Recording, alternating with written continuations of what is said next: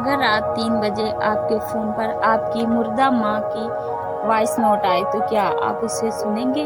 اور اگر voice note میں آپ کا نام لیا گیا ہو؟ یہ کہانی ایک ایسے لڑکی کی ہے جس کی ماں کو مرے ہوئے 3 سال گزر چکے تھے، لیکن ایک رات اس کا فون بج اٹھا۔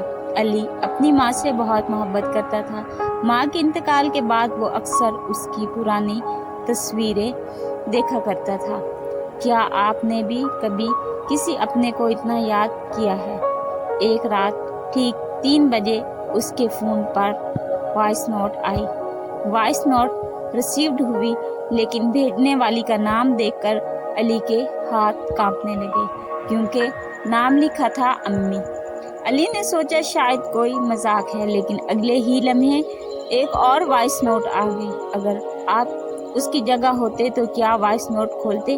علی نے ہمت کر کے پلے کیا، اور پھر اس کے جسم میں سرد لہر دوڑ گئی، کیونکہ آواز اس کی ماں کی تھی۔ علی، دروازہ مت کھولنا۔ علی گھبرا گیا، کیونکہ اسی وقت کسی نے دروازہ کھٹکھٹایا تھا۔ ٹھک ٹھک ٹھک۔ رات تقریباً 3 بجے دروازے پر کون تھا؟ علی نے کھڑکی سے باہر دیکھا، لیکن وہاں کوئی نہیں تھا۔ پھر ایک اور وائس نوٹ آئی، بیٹا پردے کے پیچھے مت نکلنا۔ علی کے ہاتھ کانپنے لگے، کیونکہ اس کے کمرے کے پردے ہل رہے تھے۔ اگر آپ ہوتے تو پردہ ہٹاتے۔ علی نے ہمت کر کے پردہ ہٹایا، لیکن وہاں کوئی نہیں تھا، صرف ایک پرانی تصویر پڑی تھی۔ وہ تصویر اس کی ماں کی تھی، اور تصویر کے پیچھے لکھا تھا، میں ہمیشہ تمہارے ساتھ ہوں۔ اچانک ہی ایک آخری وائس نوٹ آئی، علی اب تم محفوظ ہو۔ اور پھر فون خود بخود بند ہو گیا۔ اگلے ہی صبح علی نے کال لاگ دیکھی، لیکن وہاں کوئی بھی وائس نوٹ موجود نہیں تھی۔